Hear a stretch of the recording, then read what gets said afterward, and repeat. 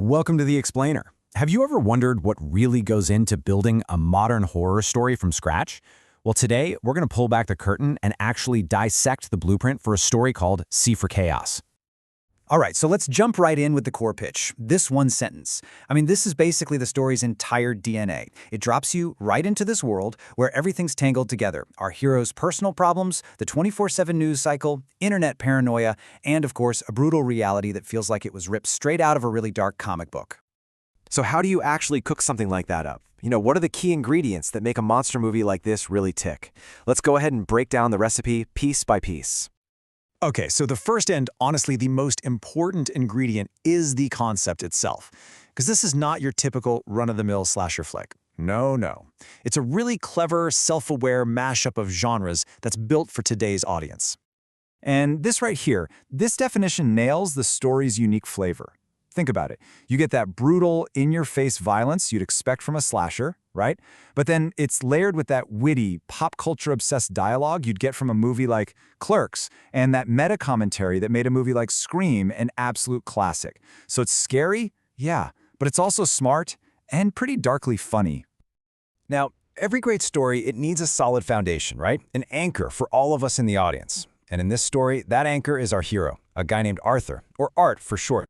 And here's the really crucial thing about Art, his core conflict. He's your classic comics guy. He's snarky, he's clever, and he lives and breathes this world of fantasy. But that's also his biggest problem. He's so wrapped up in the world of heroes and villains on a page that in his own life, he's completely, totally stuck. And this conflict isn't just some vague idea. The story throws it right in your face in the very first scene. His ex-girlfriend Bella is leaving him, and she basically tells him why. He's all potential, but he never actually does anything. He lives in a fantasy world, and she needs someone who lives in reality. And that right there sets the stage for everything to come.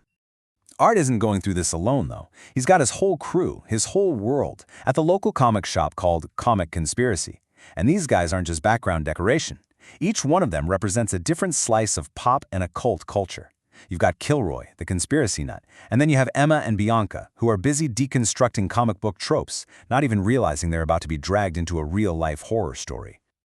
All right, so we've met our heroes. Let's talk about the other side of the coin. Because, let's be honest, a horror story is only as good as its monster. And this is where C for Chaos really starts to dial up the dread. The story hits you with this question and then answers it by layering its monsters. It creates this sense of just overwhelming fear, where the danger can literally come from any direction. So first up, you've got the main event. The guy on the poster. The numbers killer. This is your slasher. He's this massive, hulking figure, all black leather, kind of got this fetish priest vibe going on, and he commits these incredibly brutal, ritualistic murders with a whole bunch of jagged blades. He is the physical threat. But just when you think you've got it figured out, Okay, it's a slasher movie. Bam! The story just rips up the rulebook. A totally different creature shows up, this pale, almost rodent-like vampire that attacks one of the main characters. And that reveal just shatters your expectations. It tells you this isn't just one guy. The supernatural is real, and it is not following any script. And if a killer and a vampire weren't enough, there's something else, something bigger. Looming over the entire story is this massive, unnatural cosmic storm that's brewing out over the ocean.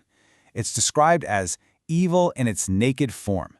And that suggests that the killer, the vampire, they might just be symptoms of a much, much larger sickness. So, the next ingredient in our horror recipe is the atmosphere. It's the texture of the world itself that makes all this horror feel so grounded and so terrifyingly real. And this is where things get, well, kind of uncomfortably familiar. The story takes a hard look at how our modern media machine actually manufactures mythology, especially with our obsession with true crime. There's this local morning show, Saints and Sinners, and they take a horrific tragedy and immediately turn it into a brand. They give the killer his catchy name, they run polls, they turn a real villain into a marketable product. It's a sharp commentary on how we consume fear as entertainment.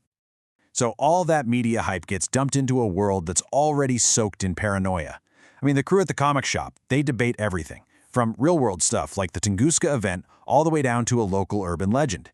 And what this does is it constantly blurs the line between what's real and what's just a story.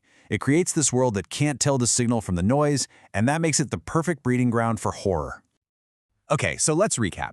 We've got our remix genre, our stuck hero, not one but multiple monsters, and this crazy paranoid atmosphere. So the big question is, how do you assemble all those parts into a story that's actually terrifying? Well, it all comes down to the structure, and this story uses that classic 3-act structure just perfectly to build the dread.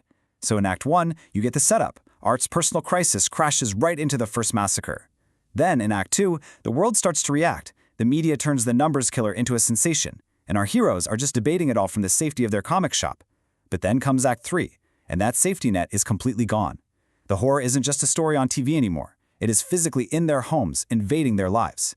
The stakes just escalate perfectly, from something distant to a terror you absolutely cannot escape.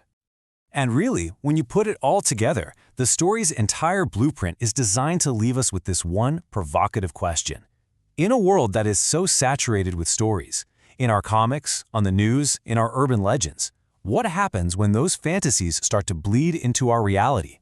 That's the terrifying idea this story explores, and it leaves you wondering about the power of the stories we all consume and the very real monsters they just might create.